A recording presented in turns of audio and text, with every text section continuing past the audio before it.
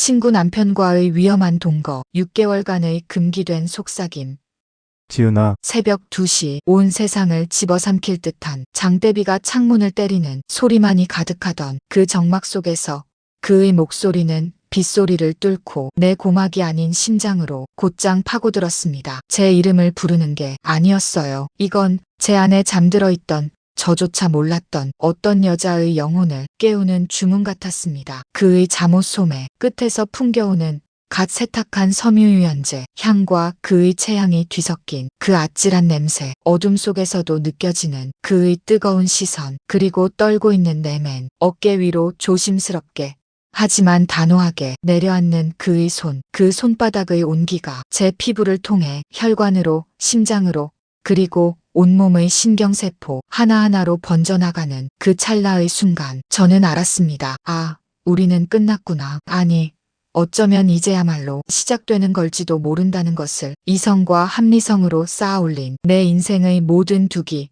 그의 손길 한 번에, 그의 나지막한 부름 한 번에 속수무책으로 무너져 내리고 있다는 사실을 말입니다. 더 이상 친구의 남편 그리고 친구의 아내를 돌봐주는 고마운 동거인이라는 역할놀이는 여기까지라는 것을. 안녕하세요 여러분. 제 목소리가 조금 떨리는 것을 느끼실지 모르겠습니다. 지금부터 제가 털어놓을 이야기는 아직도 제 가슴 가장 깊은 곳에 화인처럼 찍혀있는, 아마 평생 누구에게도 온전히 말할 수 없을 저의 비밀입니다. 6개월, 제 인생에서 가장 길고도 짧았던, 가장 지옥 같았고 또 천국 같았던 시간, 제 가장 소중한 친구의 남편과 함께한 금기된 시간들에 대한 고백입니다. 그리고 지금 이 순간까지도 제 영혼을 잠식하는 질문. 과연 저는 그때 옳은 선택을 한 걸까요? 32살, 사랑에 울고 웃기엔 너무 커버렸고 사랑을 완전히 잊고 살기엔 아직 너무 젊은 나이. 저는 바로 그 어중간한 나이에 제 인생을 통째로 뒤흔든 폭풍을 만났습니다. 5년을 만난 남자에게 처참하게 버림받은 건 작년 가을이었습니다. 세상이 무너진다는 표현은 이럴 때 쓰는 거더군요. 단순히 연인이 떠난 게 아니라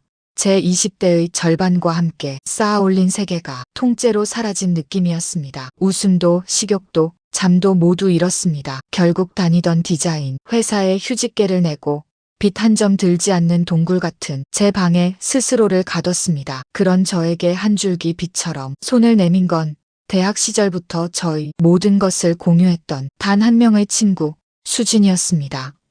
지은아, 너 정말 이럴 거야? 내가 진짜 좋은 제안이 있는데 들어볼래? 수진이는 건축 설계사인 남편 준호 씨와 결혼한 지 3년 된, 누가 봐도 완벽한 가정을 꾸린 친구였습니다. 그런 수진이가 회사에서 6개월간의 중요한 해외 프로젝트 리더로 발탁되면서 집에 혼자 남을 남편 준호 씨와 반려견 코코가 마음에 걸린다며 제게 조심스럽게 부탁을 해왔습니다. 서로에게 분명 도움이 될 거야. 준호 씨도 요즘 밤샘 작업이 많아서 코코 혼자 둘 걱정이 태산이었거든. 그리고 너도 혼자 그렇게 썩어가는 거 내가 더는 못 보겠어. 환경을 바꾸고 누군가와 함께 지내면 분명 나아질 거야. 솔직히 처음에는 망설였습니다. 아무리 친한 친구의 남편이라지만 어떻게 한 집에서 단둘이 상상만 해도 숨이 막히는 어색함이 밀려왔습니다. 하지만 수진이의 간절한 눈빛과 무엇보다 이대로 혼자 있다가는 정말 사라져버릴 것 같다는 공포가 제 등을 떠밀었습니다. 그때의 저는 몰랐습니다. 그 선택이 저를 구원하는 동시에 더 깊은 나락으로 밀어넣을 줄은. 어색한 동거, 미묘한 균열. 수진이가 출국하던 날 인천공항의 공기는 유난히 차가웠습니다. 수진이는 애써 웃으며 저와 준호 씨의 손을 번갈아 잡았습니다. 우리 지은이, 우리 오빠 잘 부탁해. 둘 다 내가 얼마나 사랑하는지 알지? 그 말의 무게를 그때의 저는 감히 짐작조차 하지 못했습니다. 집으로 돌아오는 준호 씨의 차 안은 숨막히는 정적으로 가득했습니다. 라디오 소리만이 우리 사이의 어색함을 겨우 메우고 있었죠. 집에 도착하자마자 우리는 마치 비즈니스 파트너처럼 앞으로의 생활 규칙을 정했습니다. 각자의 공간은 절대 침범하지 않기, 집안일은 요일별로 분담하기, 서로의 사생활에 대해 묻지 않기. 지은 씨 불편한 점이 있다면 언제든 편하게 말씀해 주세요. 수진이가 돌아올 때까지 서로 조심하며 잘 지내봐요. 준호 씨의 목소리는 언제나 그랬듯 낮고 차분했습니다. 활화산 같은 수진이와는 정반대의 사람이었죠. 그런데 이상하게도 그 지나칠 정도의 거리감이 오히려 제게는 위안이 되었습니다. 더 이상 누구에게도 감정을 소모하고 싶지 않았던 저에게 그의 무관심은 최고의 배려처럼 느껴졌으니까요. 첫 일주일은 그야말로 투명인간 놀이였습니다. 아침에 커피를 내리는 소리로 서로의 기척을 확인하고 저녁에는 각자의 방문을 닫고 나오지 않았습니다. 유일한 연결고리는 반려견 코코였습니다. 제가 거실에 나와 코코가 제 무릎으로 파고들었고 그 모습을 본 준호 씨가 마지못해 입을 여는 시기였습니다. 코코가 지은 씨를 많이 좋아하네요. 낯을 많이 가리는 아이인데. 정말요? 너무 귀여워요.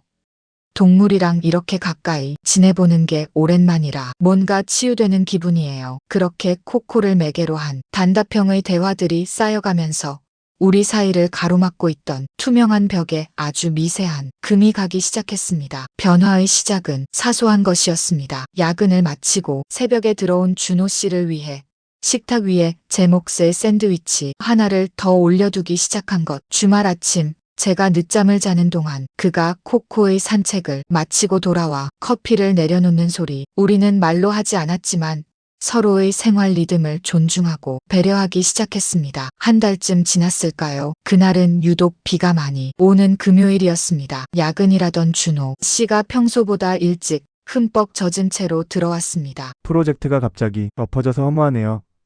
그의 지친 얼굴에서 저는 처음으로 완벽한 남편이 아닌 상처받은 한 남자의 모습을 보았습니다. 저도 모르게 따뜻한 수프를 끓여 그의 앞에 놓았습니다. 우리는 처음으로 식탁에 마주 앉아 제대로 된 대화를 나누었습니다. 지은 씨는 왜 그래픽 디자인을 시작하셨어요? 어릴 때부터 그냥 네모난 세상 안에 저만의 이야기를 만드는 게 좋았어요. 준호 씨는요? 왜 이 많은 건물들 속에서 또 다른 건물을 짓고 싶으셨어요? 우리는 각자의 꿈과 현실, 그리고 상처에 대해 이야기했습니다. 그는 수진이의 넘치는 에너지와 사랑스러움을 존경하지만 때로는 그 빛이 너무 강해 자신의 그림자가 보이지 않는 기분이 든다고 했습니다. 저는 처음으로 제 이별의 상처를 누군가에게 담담하게 털어놓았습니다. 그는 제 이야기를 판단하지 않고 그저 묵묵히 들어주었습니다. 그 침묵이 100마디의 위로보다 더 따뜻했습니다. 그날 이후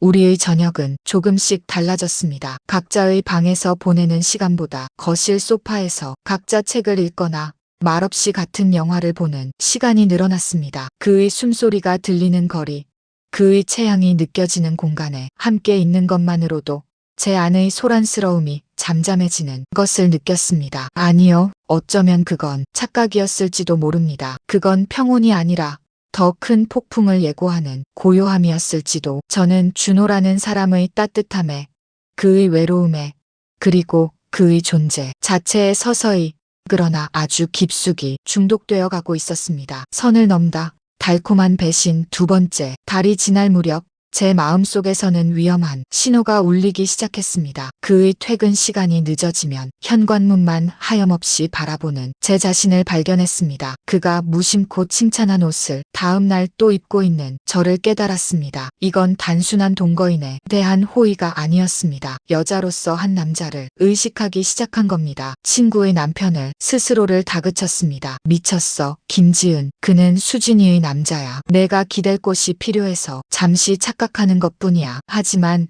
이성은 감정의 파도 앞에서 너무나 무력했습니다. 그리고 운명의 그날 밤이 왔습니다. 그날 밤 저는 악몽을 꾸다 비명을 지르며 깼습니다. 전 남자친구가 세상에서 가장 차가운 눈으로 저를 내려다보며 넌 사랑받을 자격이 없어라고 말하는 꿈이었습니다. 온몸은 식은땀으로 축축했고 심장은 갈비뼈를 부술 듯이 날뛰었습니다. 도저히 다시 잠들 수 없어 거실로 나왔습니다. 찬물을 마시며 겨우 숨을 고르고 있는데 등 뒤에서 그의 방문이 열리는 소리가 들렸습니다. 얇은 반팔 티셔츠와 추리닝, 바지 차림의 그 잠에 취해 부스스한 머리와 평소의 단정함과는 다른 그 모습에 제 심장이 다시 한번 위험하게 내려앉았습니다. 지은 씨?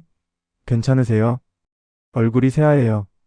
걱정이 가득한 그의 목소리에 애써 억누르고 있던 눈물이 터져나왔습니다. 죄송해요. 악몽을 꿔서 시끄러웠죠? 제 목소리는 형편없이 갈라졌습니다. 그는 아무 말 없이 제 옆으로 다가와 소파에 앉았습니다. 그리고 떨고 있는 제 어깨를 아주 조심스럽게 감싸 안았습니다. 그 순간이었습니다. 저는 깨달았습니다. 제 몸이 떨리는 이유가 악몽의 잔상 때문이 아니라 바로 옆에 있는 이 남자의 존재 때문이라는 것을. 그의 단단한 팔, 그의 체온, 그의 숨결, 모든 것이 저를 미치게 만들고 있었습니다. 괜찮아요. 다 지나갈 거예요. 그냥 꿈일 뿐이에요. 그의 다정한 위로가 제 마지막 이성의 끈을 끊어버렸습니다. 저는 고개를 들어 그의 눈을 보았습니다. 어둠 속에서도 그의 눈동자가 저처럼 혼란과 욕망으로 흔들리고 있다는 것을 알 수 있었습니다. 우리는 서로의 눈에서 같은 질문을 읽었습니다. 너도 나와 같은 마음이니? 시간이 멈췄습니다. 그가 제 젖은 뺨을 엄지손가락으로 부드럽게 쓸어주었습니다. 그 저릿한 감촉에 저는 눈을 감았습니다. 피할 수도 피하고 싶지도 않았습니다. 지은아, 그가 처음으로 제 성을 떼고 이름을 불렀습니다. 시라는 거리감의 단어가 사라진 그 순간 우리 사이의 모든 벽이 무너져 내렸습니다. 그의 얼굴이 다가왔고 저는 홀린 듯 그의 입술을 받아들였습니다. 서로의 외로움과 상처를 탐하는 길고도 깊은 입맞춤이었습니다. 그것은 위로이자 동시에 돌이킬 수 없는 타락의 시작이었습니다. 그날 밤 이후 우리는 낮과 밤이 다른 이중생활을 시작했습니다. 낮에는 여전히 존댓말을 쓰는 조심스러운 동거인이었지만 현관문이 닫히고 세상에 우리 둘만 남는 밤이 되면 서로의 몸을 갈망하는 뜨거운 연인이 되었습니다. 그의 품은 제가 상상했던 것 이상으로 깊고 안락했습니다. 전 남자친구와의 관계가 의무감과 익숙함이었다면 그와의 관계는 순수한 욕망과 끌림 그 자체였습니다. 그는 제가 무엇을 원하는지 말하지 않아도 알았고 저를 어떻게 다뤄야 하는지 본능적으로 아는 사람이었습니다. 그의 손길이 닿는 곳마다 제 몸은 속수무책으로 반응했고 저는 그런 제 자신이 낯설면서도 좋았습니다. 우리는 마치 세상의 마지막 연인처럼 사랑을 나누었습니다. 함께 장을 보고 주말에는 소파에 누워 영화를 보고 평범한 연인들이 하는 모든 것을 했습니다. 하지만 그 행복의 이면에는 수진이라는 거대한 그림자가 항상 드리워져 있었습니다. 이게 맞는 걸까? 어느 날 밤 제 머리카락을 쓸어 넘기며 그가 물었습니다. 모르겠어. 하지만 지금 이 순간이 거짓말이었으면 좋겠다는 생각은 안 들어. 저는 솔직하게 답했습니다. 지독한 죄책감에 시달리면서도 그와 함께 있는 이 순간의 행복을 놓아버리고 싶지 않았습니다. 매주 토요일 밤 수진이에게서 영상통화가 걸려올 때마다 우리는 완벽한 연기를 해야 했습니다. 저는 그의 서재에서, 그는 거실에서 각자 다른 공간에서 전화를 받았습니다. 지은아. 너무 고마워. 준호 씨가 요즘 얼굴이 너무 좋아졌대. 다 내 덕분이야. 역시 내 친구밖에 없어. 사랑해. 수진이의 해맑은 목소리를 들을 때마다 심장에 칼이 박히는 것 같았습니다. 제가 그토록 사랑하는 친구의 모든 것을 훔치고 있다는 죄책감. 통화가 끝나고 나면 저는 화장실에 달려가 소리 없이 울곤 했습니다. 하지만 방에서 나오면 어느새 그가 저를 기다렸다는 뜻이 끌어안았습니다. 그리고 우리는 또다시 서로의 입술을 맞추며 죄책감을 잠시 잊었습니다. 우리는 그렇게 서로의 독이자 약이 되어가고 있었습니다. 폭풍전야, 그리고 마지막 선택, 세 번째 달이 되던 어느 주말 오후 사건이 터졌습니다. 수진이가 맡겨둔 짐을 가지러 온다던 대학 동기 혜진이가 약속 시간보다 1시간이나 일찍 들이닥친 것입니다. 그때 저와 준호 씨는 거실 소파에서 한 담요를 덮고 영화를 보고 있었습니다. 제가 그의 어깨에 편안하게 머리를 기댄 채로 초인종 소리에 화들짝 놀라 몸을 일으켰지만 이미 늦었습니다. 문을 열자마자 혜진이의 날카로운 눈이 저와 준호 씨 그리고 소파 위에 흐트러진 담요를 차례로 훑었습니다. 어머, 지은이 너 여기 있었네. 분위기 되게 편안해 보인다. 둘이 엄청 친해졌나 봐. 혜진이의 말에는 가시가 돋쳐 있었습니다. 저와 준호 씨는 애써 태연한 척했지만 이미 얼굴은 굳어 있었습니다. 그날 이후 혜진이가 수진이에게 무언가 이야기했을지도 모른다는 불안감이 우리를 덮쳤습니다. 우리는 사소한 말다툼을 하기 시작했고 밤에도 서로를 예전처럼 편안하게 안지 못했습니다. 들킬지도 모른다는 공포가 우리의 달콤한 미로를 좀먹기 시작한 것입니다. 네 번째 달, 준호 씨가 먼저 무너졌습니다. 지은아, 나 정말 미칠 것 같아. 수진이한테도 너한테도 죄인이 된 기분이야. 그런데 너 없는 내일은 상상할 수가 없어. 그의 눈은 붉게 충혈되어 있었습니다. 죄책감과 사랑 사이에서 그 역시 저처럼 갈갈이 찢기고 있었던 겁니다. 나도 그래, 나도. 그런데 우린 어떻게 해야 해? 우리는 처음으로 미래에 대해 이야기했습니다. 하지만 답은 없었습니다. 그저 서로를 부서져라 끌어안고 우는 것밖에는 할 수 있는 게 없었습니다. 다섯 번째 달, 수진이에게서 폭탄 같은 소식이 전해졌습니다. 지은아, 대박. 나 여기서 스카우트 제의 받았어. 아예 이쪽으로 이민 오는 건 어떠냐고. 어떡하지? 준호 씨한테 같이 오자고 할까? 수학이 넘어 수진이의 목소리는 기쁨으로 터질 것 같았지만 제 세상은 그 순간 무너져 내렸습니다. 이민, 그것은 우리 관계의 완전한 끝을 의미했습니다. 준호 씨에게 이 소식을 전하자 그의 얼굴은 새하얗게 질렸습니다. 원래대로라면 한 달 뒤 수진이가 돌아오면 우리의 위험한 동거도 끝날 예정이었습니다. 하지만 이제 그는 수진이를 따라갈 것인가 아니면 나와 함께 남을 것인가라는 훨씬 더 잔인한 선택의 기로에 놓이게 된 것입니다. 지은아, 만약 수진이가 정말 가자고 하면 난 어떻게 해야 할까? 그의 흔들리는 눈빛을 보며 저는 결심했습니다. 이 미친 짓을 끝내야 할 사람은 바로 나라고. 당신이 원하는 대로 해. 수진이 옆이 당신 자리잖아. 나는 괜찮아. 이만큼으로도 충분했어. 거짓말, 목구멍까지 나를 선택해줘라는 말이 차올랐지만 차마 뱉을 수 없었습니다. 아니, 난 너 없으면 안 돼. 수진이에게 모든 걸 솔직하게 말할게.